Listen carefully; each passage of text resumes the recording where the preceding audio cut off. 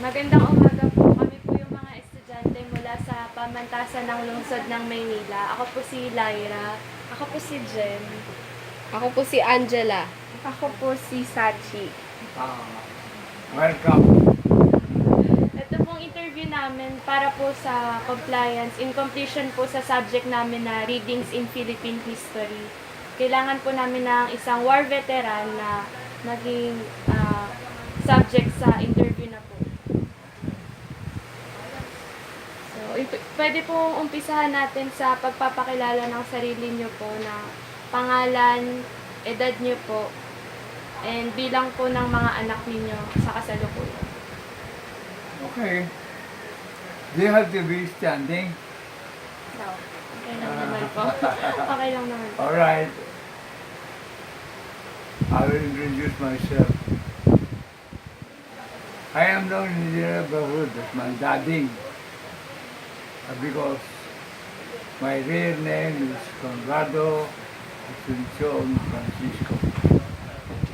I am a retired police general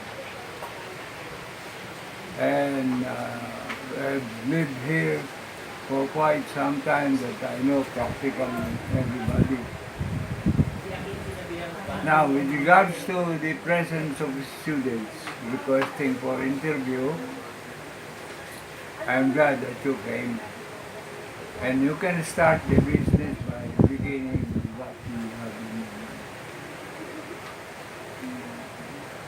mind. Follow-up question lang po. Ano na po yung edad nyo ngayon? I am now 89, but come my birthday, which is on December 1st this year, I will be 90 years old. Ilan na po yung anak nyo? I have 6 children. Dating trabaho po. Well, you know, since I'm a retired general, I have been given various assignments in the national and city government of Manila. I used to be director for training, director for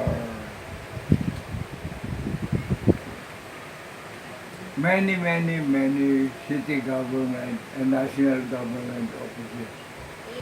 Yeah, that if I will mention to you the number of offices that I have been to, you'll have a large paper with you.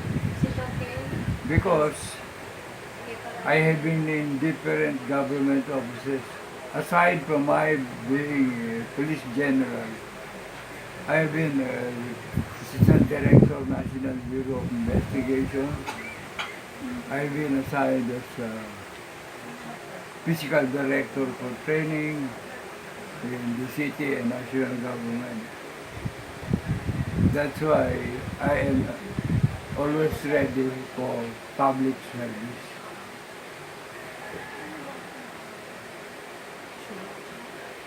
Yung sunod pong tanong tayo, ano po ang edad ninyo nung dumating po ang mga mananakop na Hapon sa Pilipinas?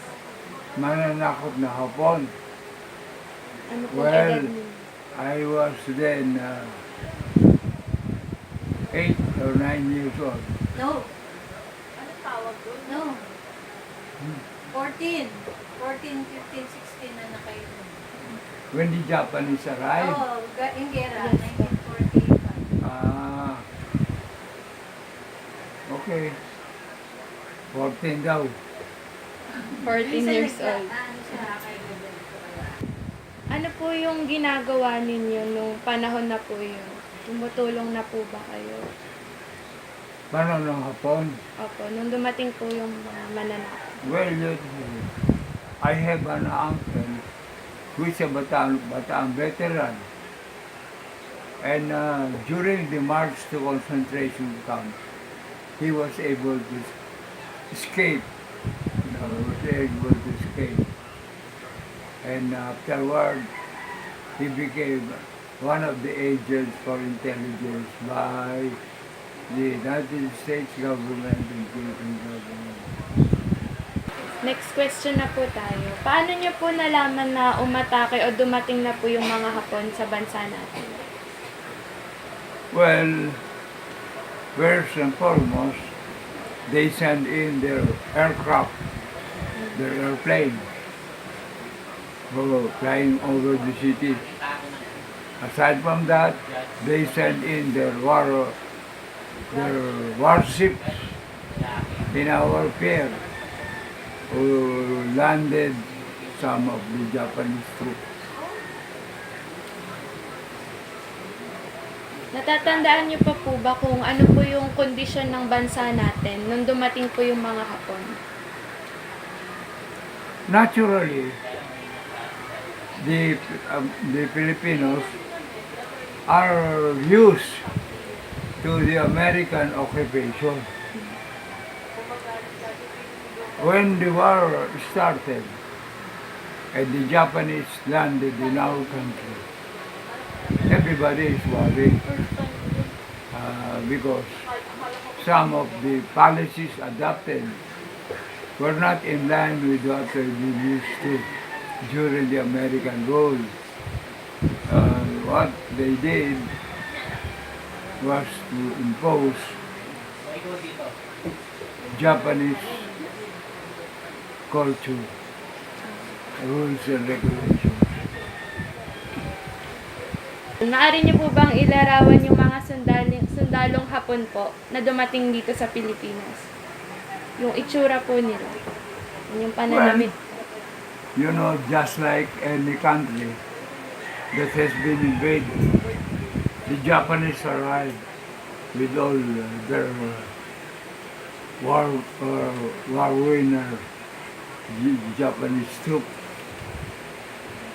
and they expected all kind of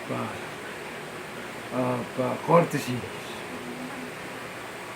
You know, the Japanese are used to being bowed. When you pass a Japanese troop, you don't have to smile and embrace him, but just make a bow. Kaya niyo po bang sabihin o naalala niyo pa po ba kung ano-ano po yung mga personal niyo pong nakita o nasaksihan nung mga pang-aabuso po ng mga sundalong Hapon? Mga ano? Pang-aabuso po ng mga sundalong Hapon. That is just it. The Filipinos have been used to American rule. What is the American rule? Democracy. That's it. But the Japanese were raised in an imperial policy which is practiced in Japan. So they expected the Filipinos to forget about the American policies, and start learning Japanese policies, practices. There Paano nila are pinatarget, certain sinaktan? acts that they committed which is really beyond the rule even in Japan. But being conquerors, nobody question if they just grab a woman and satisfy them with their body. And those who do that follow, well, they're killed. It's a long time before civility was applied by the ruling Japanese. This is because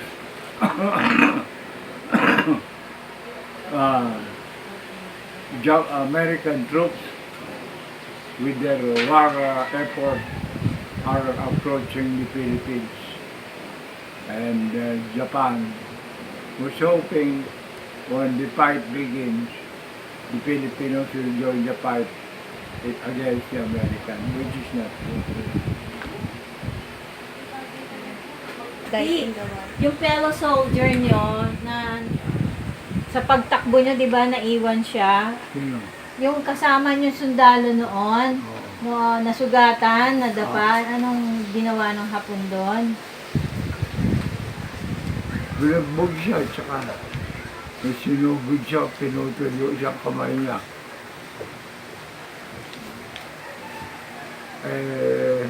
Nabuhay pa rin siya sandali.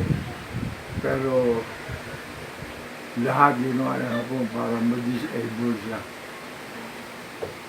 How did you become a part of the Philippine Army? Did you volunteer or apply as a soldier? Well, I was a guerrilla in the province of Batangas. When the Americans landed in our province, because they don't have too much troops, they started recruiting Filipino who want to join the American Army. They have a recruitment office there. And they interview you. Well, the number one rule is that you must be physically fit. Yeah. You must be able to speak their language. And you are a die-hard democratic policy holder.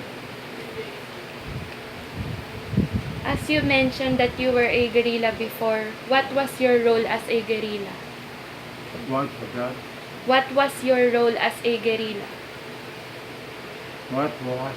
What was your role as a guerrilla?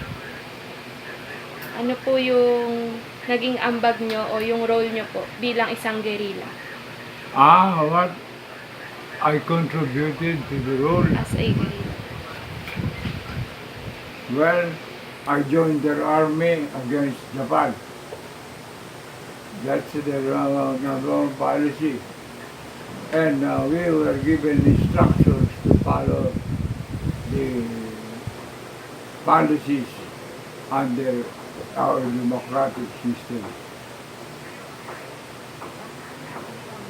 What was the hardest experience that you had during the war?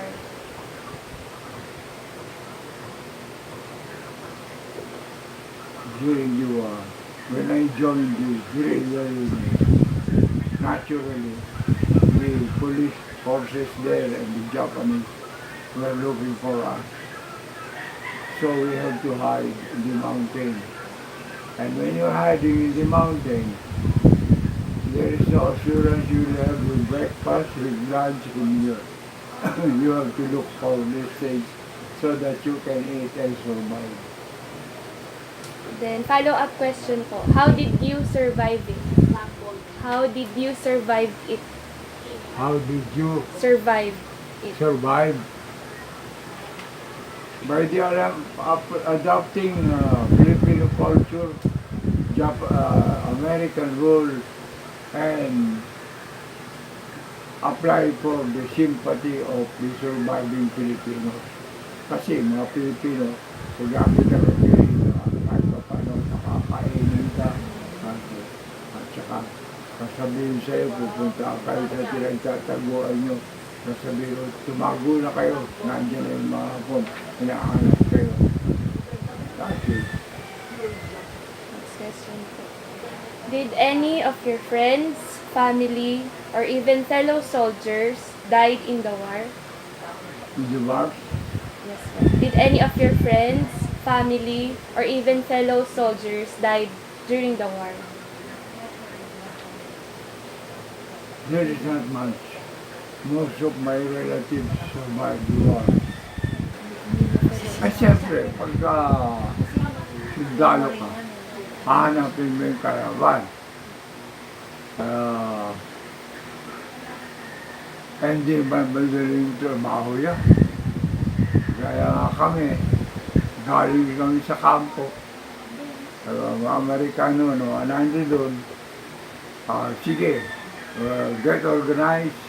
They are provided with weapons, they provide with troops, with equipment, so that we can march towards Manila, which is under Japanese rule. Well, the Japanese are also worried because they are used to war. And in this policy, Filipinos and Americans were killed in the ambush in Tagaytay.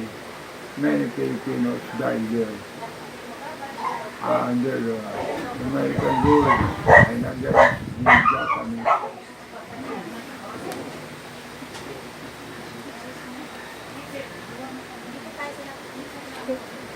Last question na po to. Last question na po tayo. What are the life lessons that you have learned in the war that you can share to the youth of today? Isa pa po. What are the life lessons that you have learned? What? What are the life lessons that you have learned from the war that you can share to the youth of today? Mga natutunan niyo po. Yung mga naging aral ng mga Pilipino. Oh, first and foremost, you have to do everything so that the surviving Filipinos, especially the youth, will be under a democratic rule and will adopt the policies in the Philippines and other countries. Hindi sila nagre-rebelde kagad. Sumusunod sila sa gobyerno, sumusunod na policy. At karamihan nga, pag dumating ang pagkakataon na kailangan ng gobyerno ng tulong, hindi sila nag-atubili basta tumutulong sila sa mga Pilipino at sa gobyerno. Ano po yung masishare nyo sa mga kabataan ngayon ng mga life lessons na natutunan nyo po nung war before? Diba? All you learn war tactics, and you learn love for country, and you learn how to survive in a condition such as the which is prevailing in that time. Thank you po ulit, Mr. Conrado. Maraming salamat.